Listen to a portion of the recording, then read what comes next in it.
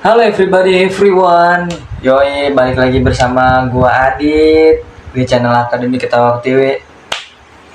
Assalamualaikum warahmatullahi wabarakatuh. Anjay, kali ini gua pakai assalamualaikum karena gua sedikit membahas tentang agama. Kali ini gue pengen mengajak kalian berpikir secara logis, analis, dan kritikal, gitu kan teman-teman. Jadi sebelum-sebelumnya sempet ada tuh viral boykot Trans 7, ya kan, tentang ulama, Habib segala macem gini gitu kan, pesantren segala macem kan. Gue bukannya dukung Trans 7 atau gimana ya. Gue penasaran, kan gue juga pengguna medsos kan. Gue ngeliat di IG gitu kan, yang Habib tingkahnya beginilah, yang tingkahnya begitulah, gitu kan. Seharusnya orang alim agama itu harus mencontohkan adab, perilaku yang baik kepada jamaahnya, bukan mencerminkan suatu hal yang buruk gitu, bahkan yang tidak punya moral gitu. Ya nggak perlu gue sebut, pokoknya ada lah, gue ngeliat di medsos kan gitu. Jadi gue penasaran nih gitu, sebenarnya kan agama Islam, gue pribadi nih, gue ini orang Islam teman-teman, gue pribadi, dan apa yang gue tahu gitu kan, agama Islam itu adalah agama yang paling sempurna. Agama Islam itu mengajarkan kita akhlakul karimah. Agama Islam itu mengajarkan kita adab yang baik. Agama Islam itu mengajarkan kita hidup yang bermakna gitu. Jadi nggak masuk akal gitu. Gue mengajak kalian ini untuk berpikir logis, untuk berpikir kritikal. Kalian bayangkan, emangnya Islam mengajarkan seperti itu? Sedangkan agama Islam itu adalah agama yang paling baik. Semua diatur dalam Islam. Dari mulai buang air pun diatur dalam Islam. Dalam Islam mengajarkan buang air kecil laki-laki itu jongkok, mengajarkan cebok 3 kali. Itu kan kebersihan yang sangat bersih. Bahkan kebersihan itu adalah bagian dari iman. Agama Islam itu agama yang suka juga kebersihan gitu. Nah, kali ini gue sempat ada rasa penasaran juga, karena yang gue tahu kayak ustadz, ulama gitu kan, mereka yang paham sekali atas ilmu agama, mereka sekali yang pintar juga dalam ilmu agamanya, itu udah pasti memiliki akhlak yang baik dan perilaku yang baik kan, dan moral-moral yang baik yang lainnya lah. Jadi gue sempet penasaran sama Habib gitu kan. Gue ini orangnya selalu analis gitu ya temen-temen ya, yang kalian lihat ya, gue emang begini orangnya. Gue tuh orangnya sangat-sangat kepo akan sesuatu. Kali ini gue tidak membahas keuangan, karena gue pengen nyampein juga ke kalian atas kebenaran ini. Karena apa? Gue itu peduli, ingin ngedukasi kalian gitu. Soalnya sedikit orang yang tahu tentang hal ini gitu. Bahkan hanya beberapa orang yang memiliki kepala yang sama dari apa yang gue pikirin. Jadi sekarang gue bikin video, gue main implementasikan kepala gue supaya kalian mengerti pola pikir gue saat ini. Tujuan gue bukannya mengecilkan sebelah pihak, ataupun menyudutkan sebelah pihak, ataupun menjelek-jelekan sebelah pihak. Nggak ada maksud apapun dalam video ini. Gue pengen mengungkapkan kebenarannya dan mengajak kalian semua yang nonton berpikir secara logis. Kita manusia diciptakan akal untuk berpikir.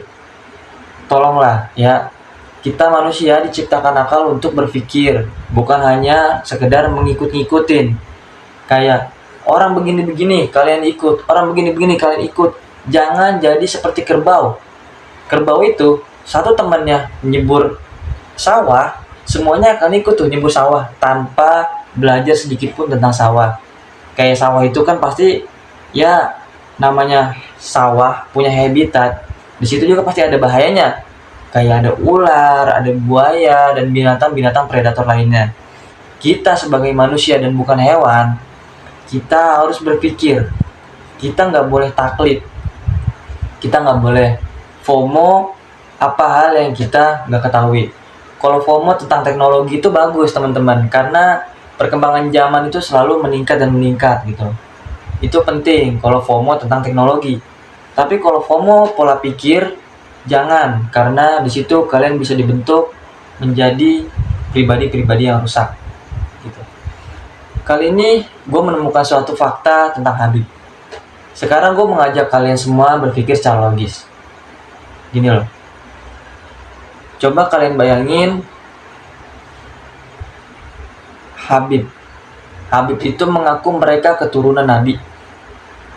Setelah gue telaah dengan baik dan bijak, setelah gue pelajari dengan baik dan bijak tentang fikih ilmu nasab. Ilmu nasab itu harus turun dari ayahnya dan gak bisa turun dari ibunya, kecuali anak ini adalah anak yang haram, baru nasabnya mengikuti ibunya. Selagi anak ini bukan anak haram dan anaknya sah, pasti nasabnya ikut ayahnya. Keturunan Nabi gak mungkin mengalami hal-hal yang buruk atau yang haram. Otomatis itu gak masuk akal untuk mengikuti keturunan ibunya. Kalian belajar gak sih sejarah silsilah keluarga Nabi? Nabi itu punya 7 orang anak kalau nggak salah. Dan yang gue tahu, satu-satunya anak beliau, anak Nabi Muhammad SAW yang menikah, yang sampai besar, itu hanya Fatimah. Gimana mau ada keturunan Nabi jika yang nikah itu hanya Fatimah? Fatimah itu adalah anak perempuan. Maka jika Fatimah memiliki seorang anak itu akan mengikuti suaminya Fatimah, akan mengikuti nasabnya suaminya Fatimah, bukannya mengikuti nasabnya Fatimah. Coba kalian berpikir secara logis. Kali ini gue mengajak kalian berpikir secara logis. Ini adalah kisah Nabi. Kalian harus berpikir, jangan asal terima omongan sono omongan sini. Kalian harus berpikir secara logis. Kali ini gue nggak menyudutkan semua orang, gue cuma mengajak kalian berpikir. Jadi gue juga sempat menemukan beberapa data. Gue di sini ngomong bukan omon-omon. Gue punya data, gue punya hadis, gue punya dalil, dan gue punya suatu penelitian ilmiah. Dan gue mencari data ini bukan di sembarang tempat, tapi di media yang biasa kalian sering pakai. Sekarang zaman udah canggih. Kita apa-apa bisa mencari di Google. Data itu bisa mencari di Google. Kebenaran ini, kebenaran itu kita bisa cari di Google. Sekarang gue ajak kalian membaca tentang fikih dulu deh. Karena gue nggak hafal, karena gue juga masih banyak dosa.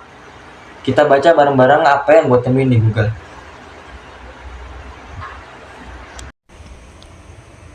Nah, jadi ini gue menemukan dokumen dari Google. Gue bacain ya.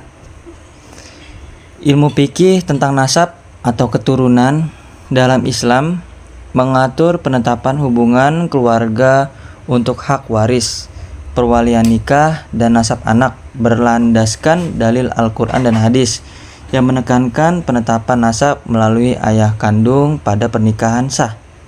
Namun, kemuliaan tertinggi adalah takwa, bukan keturunan semata. Dalil utamanya adalah ayat tentang Zaid bin Harithah, Quran Surat Al-Ahzab ayat 5, yang menegaskan nasab anak kepada ayah kandung, serta hadis tentang anak hasil zina yang dinasabkan kepada ibunya, dan prinsip al-waladu lil firsi, anak adalah milik ranjang atau suami yang sah.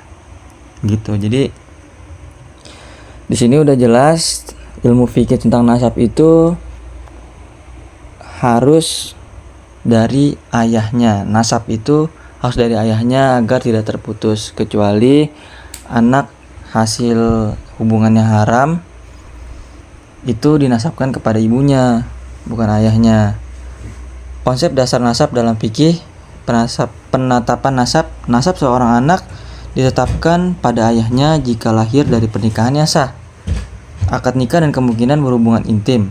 Jika lahir di luar nikah, nasabnya hanya kepada ibunya. Udah jelas kan? Dan di sini gue juga jadi gue juga menemukan penelitian-penelitian yang ada di Indonesia selain dari tadi kan hadisnya ya kan, keturunan itu dari fikihnya itu kan harus dari ayahnya, sedangkan sejarah Nabi Muhammad SAW dia memiliki anak yang menikah tuh hanya Fatimah, dan yang memiliki anak berarti cuman hanya dari Fatimah. Jadi nasabnya tuh udah terputus gitu kan, karena Fatimah adalah anak perempuan, anak dari Nabi gitu. Jadi penelitiannya ini yang penelitian yang ada di Indonesia yang gue temuin di Google. Gue baca ya. Ada penelitian dan kajian ilmiah mengenai silsilah nasab Habib di Indonesia, terutama yang terkait dengan klaim mereka sebagai keturunan Nabi Muhammad SAW. Penelitian-penelitian ini telah menimbulkan polemik dan perdebatan di kalangan ulama dan masyarakat. Poin-poin utama penelitian: kajian sejarah dan kitab nasab. Salah satu penelitian menonjol dilakukan oleh Kiai Haji Imaduddin Usman Al-Bantani. Ini bukan gua nih yang lakuin penelitian, cuman si Kiai Haji Imanuddin yang melakukan penelitian ini. Setelah menelusurkan beberapa kitab silsilah, termasuk kitab nasab tertua dari abad ke-5 dan ke-6 Hijriah di Saudi, Irak, Mesir, dan Yaman, ia menyimpulkan adanya mata rantai nasab yang terputus antara Alawi atau moyang para Habib di Indonesia yang tergabung dengan marga Ba'alwi dengan Nabi Muhammad SAW. Nama Ubaidillah yang dianggap sebagai anak Ahmad bin Isa, generasi ke-8 keturunan Ali bin Abi Thalib, diklaim baru muncul dalam kitab Ba'alawi pada abad ke-9 atau ke-10 Hijriah. Sementara dalam kitab-kitab sebelumnya tidak tercatat. Nah, sempat juga ada tes DNA di sini. Beberapa ilmuwan termasuk dari BRIN menyarankan tes DNA sebagai satu-satunya solusi ilmiah yang akurat untuk membuktikan kebenaran silsilah tersebut. Beberapa hasil tes DNA informal yang beredar di masyarakat bahkan mengklaim adanya perbedaan haplogroup atau kode genetik antara yang dimiliki oleh beberapa individu yang mengaku Habib. Yang mengaku Habib itu DNA-nya haplogroup GM201 dengan haplogroup yang terkait dengan keturunan Nabi Muhammad di wilayah lain, haplogroup J1 yang mengindikasikan ketidaksesuaian garis keturunan. Ini gue data-datanya berdasarkan dari Google, teman-teman, dari Google, sekali lagi dari Google ya, bukan resepsi gue sendiri. Sorry kalau pertama-tama gue nyebutin sejarah Nabi Muhammad gue kurang mendetail.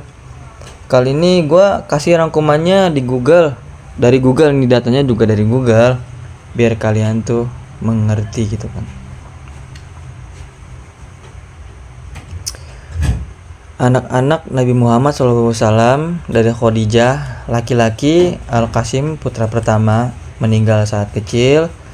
Abdullah putra kedua juga dijuluki At-Thayyib dan At-Tahir meninggal saat kecil. Ibrahim putra bungsu meninggal saat masih bayi. Perempuan Zainab putri sulung Ruqyah putri kedua dinikahi dengan Utsman bin Affan. Ummu Kulsum putri ketiga juga dinikahi dengan Utsman bin Affan. Setelah Ruqyah wafat, Fatimah Az-Zahra putri bungsu dan satu-satunya yang hidup lebih lama dari Nabi menikah dengan Ali bin Abi Thalib, anak dari Maria Al-Qibtiyah. Ibrahim putra Nabi terakhir meninggal saat masih bayi. Jadi anaknya Nabi Muhammad SAW yang umurnya melebihi Nabi itu cuman Fatimah, dan mungkin yang sampai besar itu cuman anak perempuannya aja.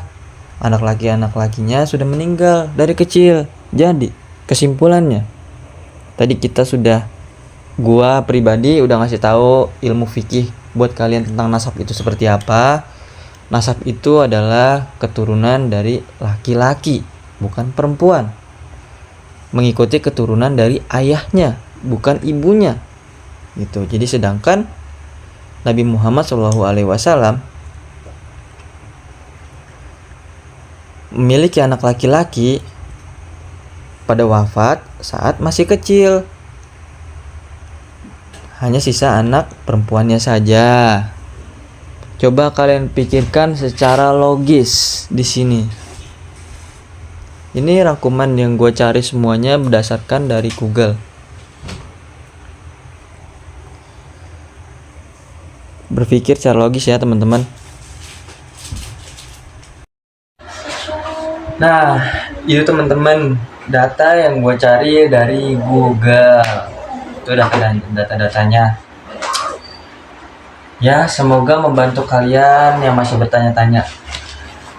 Ya, yang masih pecinta-pecinta Habib, silahkan. Gue nggak pernah melarang, gue nggak pernah menjelekan suatu hal, gue nggak pernah mengecilkan suatu hal. Di sini gue hanya mengungkapkan suatu kebenaran. Dari awal konten gue tentang finansial segala macam, gue tuh cuman ngasih tahu ke kalian apa yang gue pikirin. Bukan berarti gue ngajak kalian itu memiliki pola pikir yang sama, tapi gue pengen kalian ngerti. Gue pengen kalian bisa menelaah, karena gue pernah dengar gitu ya, Islam itu di akhir zaman terbagi menjadi 73 golongan dan hanya satu yang masuk surga gitu. Jadi kita juga nggak tahu, dan gua pribadi gua nggak tahu benar apa ya salah. Kebenaran itu hanya milik Allah Subhanahu wa Ta'ala. Jadi gue cuman ngasih tahu ke kalian itu fakta dan datanya. Oke. Thank you semuanya. Semoga bermanfaat. Billahi taufik wal hidayah. Wassalamualaikum warahmatullahi wabarakatuh.